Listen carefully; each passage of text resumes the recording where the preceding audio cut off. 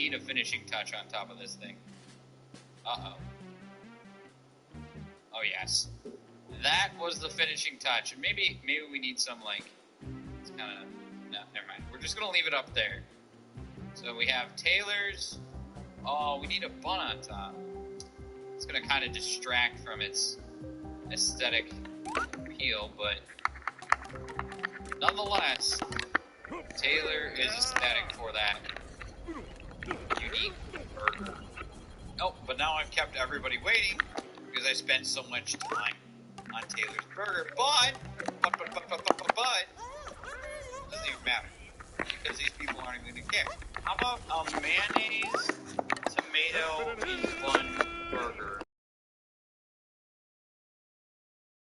She's a female. She'll love that tomato. Oh, yes, she does. So I found this hacked version of Papa's Burgeria when I was actually recording for a different video on Papa's Wingeria, and then I decided to look up their cheat codes for Papa's Wingeria, because it was what I was trying to do, and then I found a hacked Papa's Wingeria game, and then I was thinking, I wonder if there's a hacked Papa's Burgeria game, and what do you know?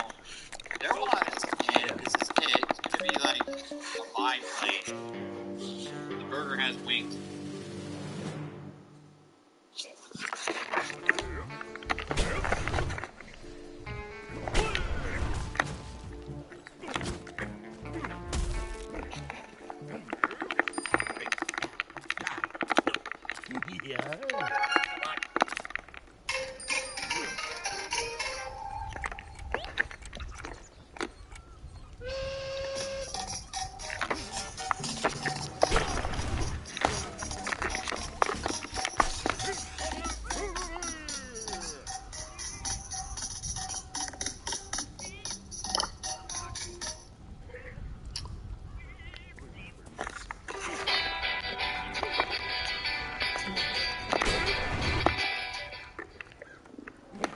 Hola, Papa. I'm calling you to say I've sent you a little bit. Alright, welcome back everybody. Hope you're doing well. Today we're talking about another TikTok challenge. This one's called the Dancing on Graves Challenge. I can't believe I just said that, and I can't believe this is a thing, but TikTokers, man, I've been saying it for years. Lowest of society. Pretty much the story goes like this. I was perusing my recommendations on YouTube, and I came across a video from a guy called Snowshot, and he was making fun of this TikTok challenge, so I thought I'd talk about it as well. Pretty much there's a group of TikTokers making their way to graveyards, dancing on random strangers' graves. And in the background, there's some random music of their choice, because it's just a classic TikTok. I swear to God, only TikTok could make severe disrespect and borderline criminal behavior a trend. I mean, come on, we've had stupid challenges before, but goddamn, how do you come up with that to just one day be like, I'm gonna defile this grave today. Oh, a mom is coming to visit her dead son. Let me tell her how I danced on his grave for a TikTok, you know? Let me tell her how I threw down right on his tombstone. I'm of the firm belief that something's got to be wrong in the brain department for you to actually take part in this. Again, without further ado, subscribe for more videos, and yeah, let's get this started.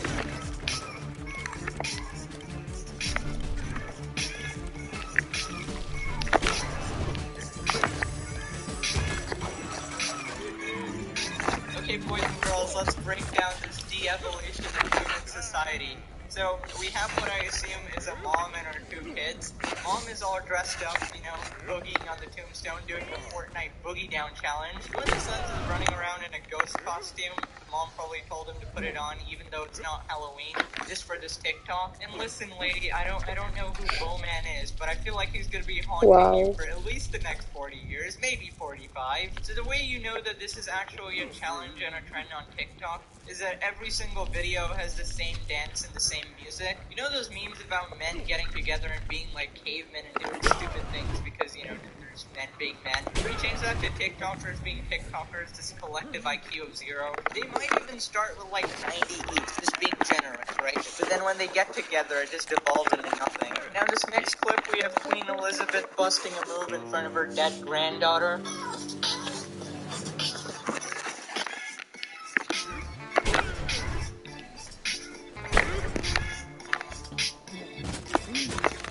Dude, I can't. What is this? Is this what people are being taught today? okay? Like, I know I sound like a boomer, like kids these days, man. But damn, these ain't even kids, they're older than me. They're moms and dads, they have children to raise. They're teaching the new generation of kids. Wait just a goddamn minute, dude. You think I'm gonna let that slide, buddy? You think I didn't see that? What would you take me for, a fool? This man didn't even just do the challenge, right? That was bad enough. Dancing on the grave is terrible. But he stomped right on it. Shimmied his legs like left or right, you know, having the time of his life. He put his entire body weight on it, dude, like it was a weighing scale or something. How do you sleep at night? You're disgusting. And not just that, like, he didn't stop there, dude. He came back. He freaking, like, half teabagged him, bro. I swear to God. God damn it. I'm trying to, like, conceptualize in my head. Like, what would prompt me to dance on a grave? Maybe, like, losing Plants vs. Zombies, like, 500 times in a row, and I'll be like, okay, we might as well go on a real grave. I don't know, man. I'm never gonna dance on a grave. Do they even have, like, a moral compass? Do they have anything to check, like, okay, maybe I'm crossing the boundary here. I don't know the laws of whatever particular state they're in, but this can't be legal, right? You can't just desecrate someone's grave. Dude, no joke, I swear to God, if I died and I got buried there, and somebody danced on my grave, I will raise my hand up, pull their legs, and drag them underground, okay? To hell, back down to hell, okay? They don't deserve anywhere else. Now, this next clip probably was my favorite. It's from a guy called Big Daddy Sleep. The name itself is Big Daddy Sleep. That reminds me of Daddy Green December. But yeah, this guy kind of looks like a stoner, and he's probably the only guy I would be like, okay, yeah, he will probably do this.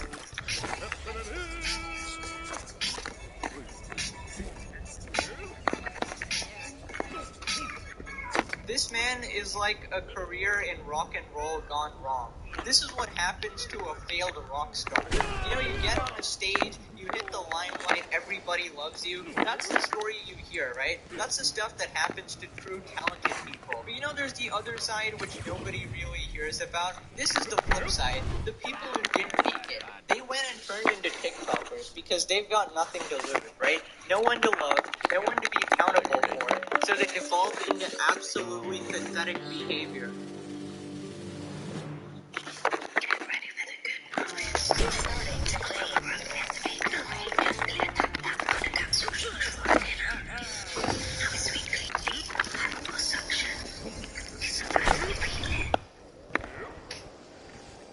Maria knows she has to get to the airport within 30 minutes to make her flight. And today, what is going on, my dudes? Today we're playing Super Mario 3D World with the floor is lava. We've played it before. However, we didn't get any of the green stars or the stamps. And today we're going to be 100%ing World 1 and getting every single green star and every single stamp. The good news is I have experience with this mod. I've played it before, obviously. I've beaten it. But I definitely did not make the green stars a priority at all when I played it originally. I have no idea. Oh, actually, I have an idea. You see the little glow? See the little glow? Bang, first one done. And Super Mario 3D All-Stars is a collection of some of the best and most well-known Mario games that exist today, released on the Nintendo Switch. Included in the collection is Super Mario 64, Super Mario Sunshine, and Super Mario Galaxy. If why Galaxy 2 wasn't included in the collection, here's a very real and definitely legitimate look into the decision-making process to the name of the collection.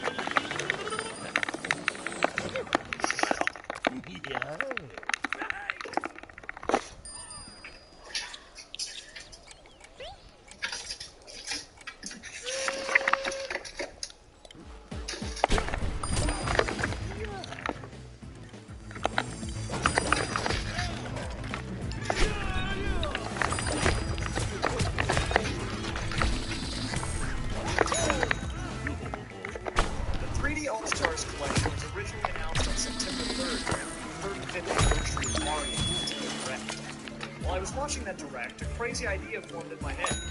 What if someone attempted to put all 3 games 100% in one sitting? What if I attempted to beat all 3 games 100% in one sitting? You see, I've actually been in the speedrunning scene since 2014 and actually had experience speedrunning all 3 of these games to some degree, so it should be no problem, right? Well, not so much. My my last speedrun of the mini sim was in January of 2018, so over 2.5 years ago. Because of this, there was bound to be quite a bit of rust, both in technical execution and game knowledge. However, I was confident that once I picked up the controller, muscle memory would take over and would have no problems. So with that, my mind was made up and the stage was officially set. After a few eager weeks of waiting, the game finally came out, and it was time for the show. This is how it all went down. Me, Mario. 3, 2, 1, go! Alright, Chad, it's time for the gauntlet. Wait, no it's not. It is, but it's not. Actually, you know what? Hold up. Undo it. We gotta go again. Hold up. Alright, now let's do the countdown for real this time. Here we go. 3, 2, 1, go. Uh-oh. Didn't do it. I messed up the timer again, dude. Hold up. You gotta be official. Okay, the Guinness Book of World Records, they would not approve of this wrong. Okay, actually real for real. Let's go for real. Okay. 3, 2, 1, go. Okay, didn't mess it up. Woo! Now we're actually gaming. After literally 3 attempts of trying to get my timer to work correctly, we were off to the races. Super Mario 64 has always been a staple in the speedrunning scene. I was more than excited to get my feet wet with the game. However, it was barely 1 minute and a failed package expected to belong to the Mario 64 presentation. Let's start. It's going to be a bigger problem with the original game. Yeah, no, okay, so word on the street is they inverted the camera in this game and in Sunshine and also in Galaxy, and if they did that, I am screwed. Oh, yeah, they inverted it. Oh, yeah. So, why is this such a big deal? In order to fully understand the issue at hand, we first have to take a step back and look at the original games in the 3D All-Star Collection.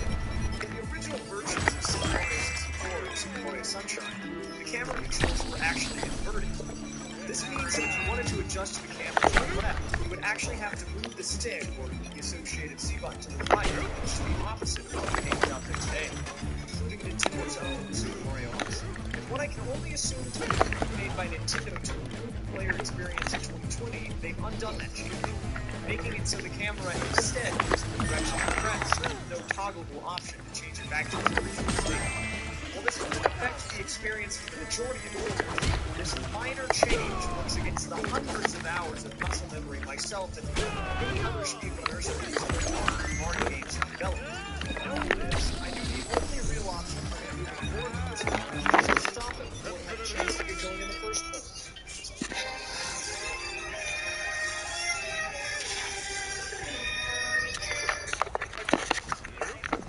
Okay, I didn't, but I was discouraged, admittedly a bit frightened. This minor change is bound to have major repercussions for even a tip-top speedrunner. I had over 2 years of rust. However, we were so early on in the run that I was feeling optimistic, and I thought, hey, it would make a pretty sick YouTube video if I could power through and finish this thing, so we continued. For a while, the run went without too many hitches. I remembered all the moves, and I even got some of the more well-known tricks.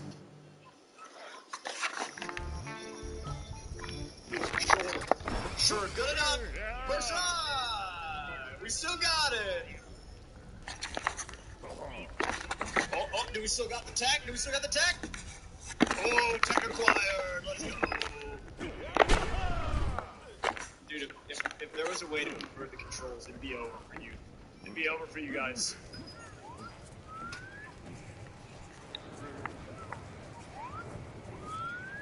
Wait. Oh, God. That's not gonna work. Oh, it did work! Let's go! I'm a legend! We're gonna get...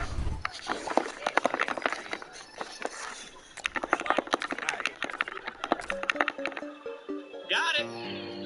We'll take it. Things were going well. Maybe it was taking me a few more tries than I would have liked on some strats, but we were making steady progress. Things were good. Unfortunately, everything changed when I hit my least favorite stage in the game, Shifting Sandland. To put it simply, Shifting Sandland was an absolute disaster. I mean that in the nicest way possible. I mean, just watch my first attempt at trying to get a star on this. So if you're used to, like... Okay, good start. Oh, you want another example? Here, how about this? I think these clips of me trying to recall the 100 coin route sum it up pretty well. Wait, what am I doing? What am I doing, dude? I'm freaking out. I don't know if I remember. I don't remember if I remember all the strats for this, to be honest. I'm kind of having an episode right now. If we're being honest with one another, I forgot what I'm doing. This is the part where I get lost in the sauce, dude. This was the strat. I knew I was forgetting something, dude. Yeah, okay.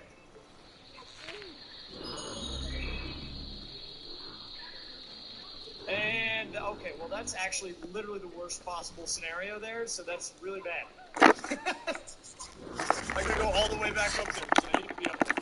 And you know what? It's okay, just another blip in the plan. We're just gonna be doing it a little out of order, you know? It's fine. Oh, yeah, definitely. This is definitely all 100%. Wait, is this how you're supposed to do this crap casually? I would not wish this upon anyone. Oh, don't go in there! That's bad! We don't want to go in there! Giving everyone a dang heart attack, man.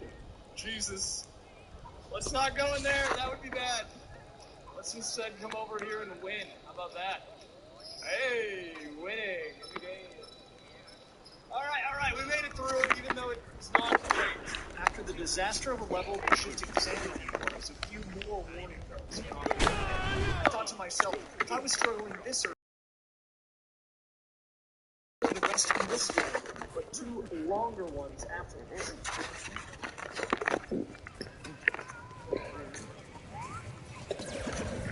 Okay, no. I don't want to talk about it. Maybe this wasn't such a great idea after all. Fortunately, the rest of the run went fairly well, all things considered. There were a few minor blips here and there as I fought against my the camera, but by and large, we steadily progressed through the remainder of the game rather quickly, even pulling off a few crazy stunts through years of rust and surprising people. Alright, you guys ready for paper with the strats? Oh, wait, here we go. Yeah. Can I do this? Speed strats, let's go, we'll take it. Hey, first try, we did it. A little side flip, boom, oh, sec, and then boom, there it is.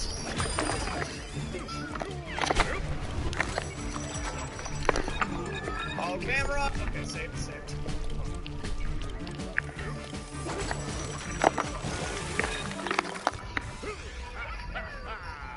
Oh, first try cruiser! We still got it, ladies and gentlemen!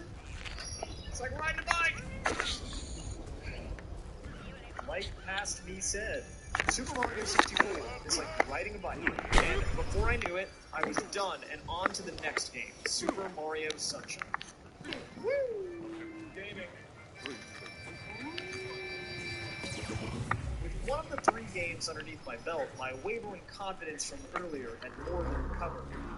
Moving into the second game, which also happened to be the game I had the majority of my speedrunning experience in, I was certain that I could make it too. However, things didn't quite go as expected. Escape awaiting just cleared up. Started video successfully previewed.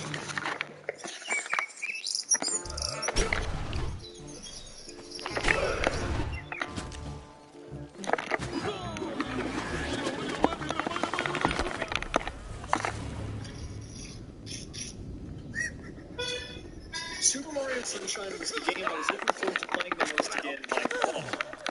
It was the game that I grew up with, the game that really pushed me as a speedrunner, and the game that many people know me for even today, years after I stopped grinding it. I streamed the game for thousands of hours on Twitch and had even more playtime in it offline. Unfortunately for me, though, I learned the hard way that my experience with the game would actually come back to haunt me in a pretty major way. After a quick button remapping, the run started fairly normal. The airstrip section went through without a hitch, chat had their fun spamming objection during the intro cutscene, and we were off to the races. However, while trying to get the very first blue coin of the run, I was reminded of the uphill battle that I was fighting. Oh, that's inverted, okay. You see, while the overhead camera in both Super Mario 64 and Super Mario Sunshine were inverted in 3D All-Stars, so was the first-person camera. This doesn't have major consequences in Super Mario 64, but that's not so much the case in Super Mario Sunshine. Without going into great detail, quite a few speedrunning strategies in Sunshine rely on the first-person camera to perform, including Y-turns, glitched wall kicks, and the eel fight. While this might be hard to understand in concept, I think I did a pretty good job of showing the impact of this adjustment during the eel fight I did during this run. Oh no, this is a disaster. Yeah, dude, this first-person camera is screwing me. This is so hard. Oh, and I got eaten too. Yeah, this is tough. The good news is this will probably be one of my worst eel fights ever. So the good news is we can't do much worse, right? Silver lining here, we are at the worst possible scenario. So everything you see from here will be better. Give me the what? Did none of that hit? Are you kidding me? This is a disaster. Oh, okay. That was rough, man. That was rough. Not even gonna lie. Nevertheless, these changes were minor in the grand scheme of things. Even with sloppy execution, as long as I knew what I was doing, things wouldn't be all bad. And hey, I did have some bright spots. Even through years of rust and inverted camera controls, we were still able to pull off some pretty cool strats in the first half of the run, while actually keeping a pretty decent time. Okay, there we go. That's actually slightly better. Maybe do this.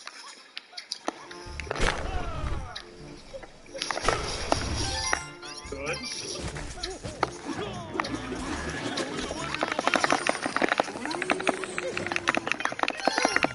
Nice, dude. Didn't die. We'll take it. It's a good time, right?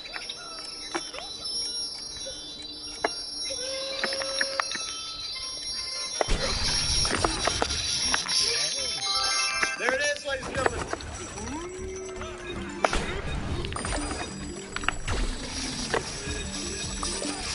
Oh, we still got it, boys and girls! Alright, time for mole skip. I know we all like moles here, but sometimes you gotta skip them. Okay, alright, are you guys ready for the blooperless strat? We're gonna save the bloopers to make up for that other guy, okay? I can remember how to do it.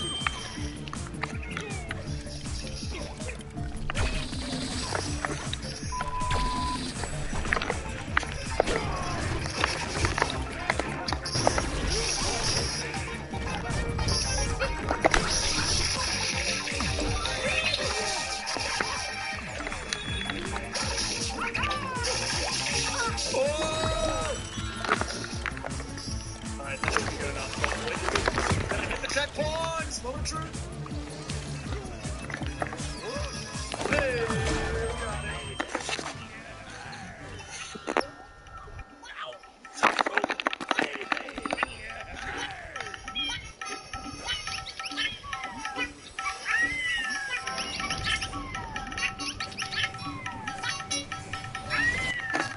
We're underwater! Woo! Alright, you guys ready for this? Watch this, watch this. Whoa! It's a fun party trick right there. That being said, as we passed the halfway point, things really started to heat up. See, in Super Mario Sunshine 120 Shine speedruns, the first half of the run is very similar to the 80% route in most cases. There's less of a focus on collecting blue points and doing extra shines, and instead more of an emphasis on simply unlocking all of the stages and getting to the point as possible to avoid additional cutscenes. This means that the majority of the blue coin collecting and more tedious shines, such as 100 coin shines, are saved for the second half of the run. While this sounds good on paper, it's an absolute nightmare for someone who hasn't touched the game in a while. On my very first stage after reaching the halfway point, Gelato Beach, I was very quickly awakened to the fact that my memory of the game wasn't nearly as good as I thought it was. My brain tells me I'm supposed to have forgotten. I don't remember what I'm supposed to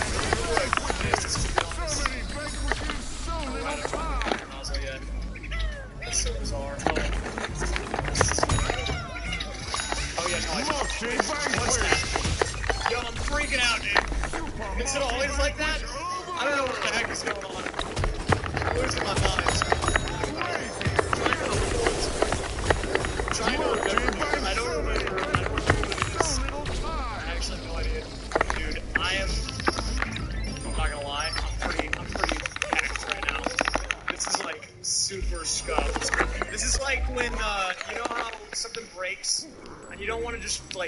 get a new one. So you just, like, duct tape it, and it, like, mostly works. But you know it's just, like, mere seconds from falling apart. That's where we're at right now. But I need to get one singular coin. Hey, anybody got a free coin around here? Hey, can you spare a guy some change, eh? Alright, this is, like, the easiest secret. Okay, you know what? I'm just not gonna take it back. After stumbling my way through the majority of each level, I was left scratching my head. Somehow I wasn't just 1 or 2 blue points short of what I needed to be, but instead 4. While missing an item isn't super great during a speedrun in the first place, it's especially bad in Super Mario Sunshine. This is because in SMS, certain blue points are only accessible on certain stages within each level. This meant that not only did I have to check but also check across multiple stages, which turned out to be a real headache. So I'm trying to remember where all these are at, dude. Definitely. Oh, right, a one down. We are doing this on file beat. คนเลี้ยง Not the bees. Oh wait, I thought I got this one. Okay, there we go. Only got one. Only got one to go. These are the 4 Yoshis. So I'll stick the other one somewhere else.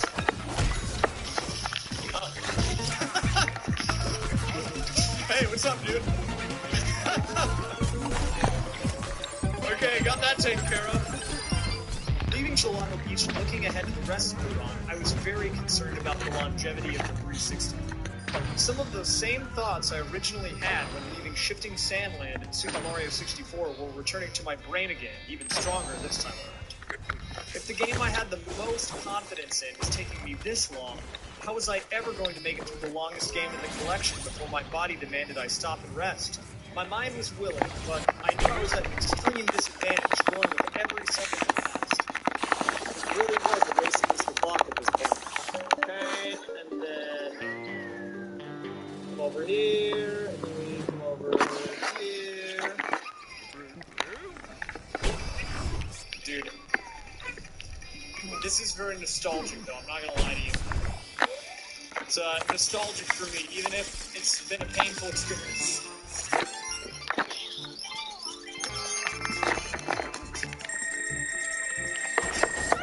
Doesn't play the one-up noise like the Japanese version. That one-up we hit different. Okay, alright, we gotta finish the game now. Let's do it. After many hours of struggling, several blue points forgotten, many 100-point groups scuffed at a time that was nearly double my original personal best, we hobbled on towards the final game in the collection, Super Mario Galaxy. Final one, get ready on the split.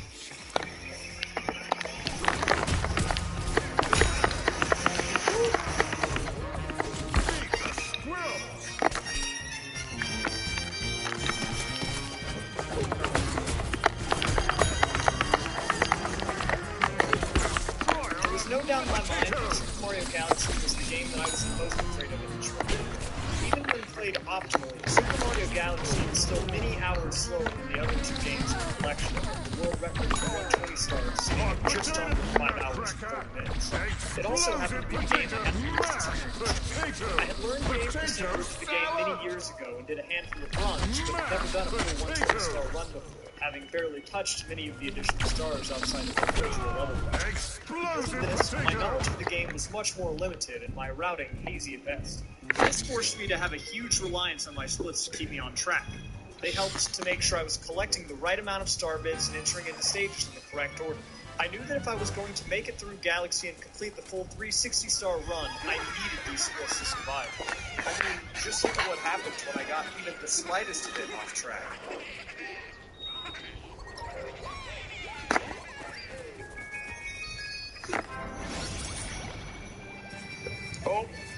Oh god. I panicked it, dude. I'm trying to get to Rolling Green. I panicked it in the process, which is unfortunate. Alright, it's a fountain. Dude, new sub-split. Open operator, wake operators fire. We gotta look at the splits, man. Look at the dang splits, son. At first, the run was going well. Very well. While my mind was beginning to show some signs of mental fatigue, the splits helped keep me moving forward, and I was pretty reliably making progress, even surpassing my own expectations I had originally set for the game. The sun had long set, it was the dead of night at this point, and I was content just taking each level one at a time as I barreled towards the finish line. Practice, my dude. Alright, here we go. Very epic split. Let's go.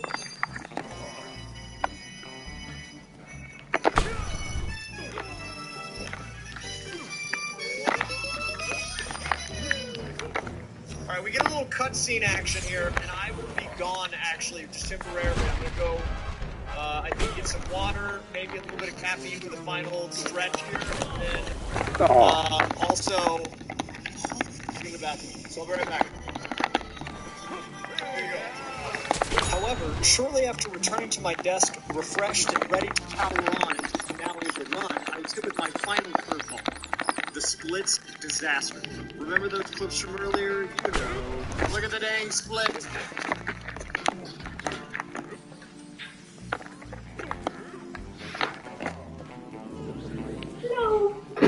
No. ¿Qué? ¿Estás por ahí?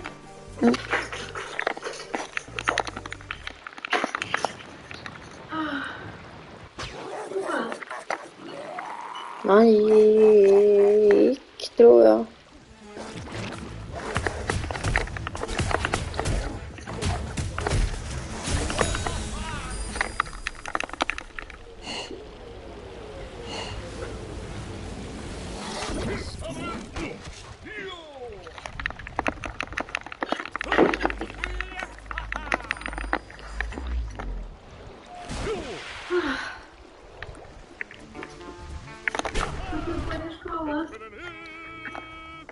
Visst.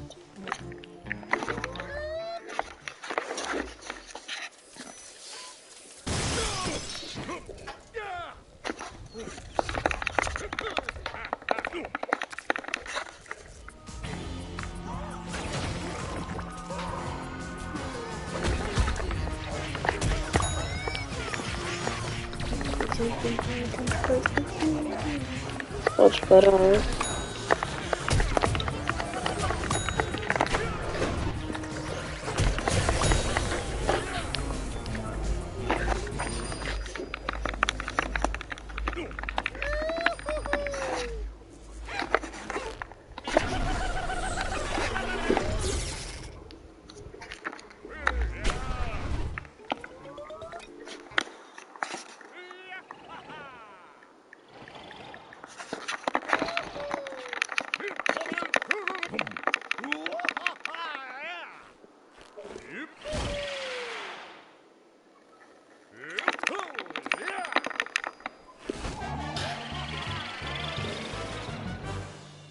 Son. Well, as it turns out, while I was struggling to find the next level then, I was doing more than just losing time. In the midst of my stumbling around, I managed to shift the comet cycle my run was on, which proved to have pretty major consequences. So, you might be asking yourself, what are comet cycles? Why does any of this even matter? In Super Mario Galaxy, occasionally you'll be notified that a prankster comet is active on a certain level. These prankster comets change the behavior of the level and allow for the player to obtain a special star that is only available on that stage when the prankster comet is active. However, contrary to popular belief, these comets are not completely random and actually follow particular comet cycles that determine when each prankster comet is active on each level. In fact, they are so particular and precise in how they function that members of the Galaxy speedrunning community have written multiple documents on how they function, including testing hundreds of patterns, creating their own notation to represent their findings, explaining every potential scenario in which it could be possible to change. Much, much more. To put it simply, these guys were complicated. So, what does all this mean? By accidentally shifting my comet cycles, I managed to throw off my route entirely with little to no chance of recovering it. This meant that I no longer knew how many star bits I needed to collect for each stage, or what order to even do the stages in. To say that this was crushing would be an understatement. Yeah, dude, my comments are off now, which is not great. If we're being real. Actually, that's like worst case scenario. Because that means I don't actually know where I'm supposed to go at this point, which means the whole rest of this film is going to happen this room. I'll still be able to finish the game, but everything will be scuffed at this point. However, I couldn't give up after getting this close to finishing, and we were in the final portion of the run, so I fought off the ever-increasing exhaustion and pushed forward as best as I could. After a few stars of no loot, I realized that any progress was good progress, and my mind began simplifying the task at hand. By focusing on one star at a time, I was able to slowly chip away at the final 60 stars. The hours went on, and the sun continued to rise, but I refused to give up. At one point, I was so tired, I went into the library, a section of the game with no letters, while trying to find the next star, and ended up having to sit through nearly 5 minutes of totally unnecessary cutscenes just because I got lost in hubbing. Oh no, wait, crap. No, I don't need this cutscene. I'm in the wrong place. Well, we're getting a story, I guess. We're gonna call this tactical RNG manipulation. How many chapters does she put in her damn book? Who wrote this? J.R.R. Tolkien? This is Lord of the Rings? What happens when you go off the rails, dude? Splits go to crap. This is what it is. We end up in the library. You go off the rails, you stop paying attention to the splits, and end up in the library. 10 chapters. Final chapter, thank God. Literally like 5 minutes ago. Great story, fantastic, loved it. Okay, well, thanks for that. There was one small catch to my about this approach to the run, though. By taking each star one at a time with no regards to optimal routing, I ended up doing a lot of the stars in order. This meant that as I got further into the run, a lot of the much more mentally and technically demanding stars, such as the Purple Coin comments and the Daredevil comments, were saved when I was even more tired. A combination that, as it turns out, doesn't work too well together. As you can see by the following clips, the results were less than spectacular. Oh, that guy's there, isn't he? Don't die. Oh, you jinxed it, dude. Why'd you jinx it?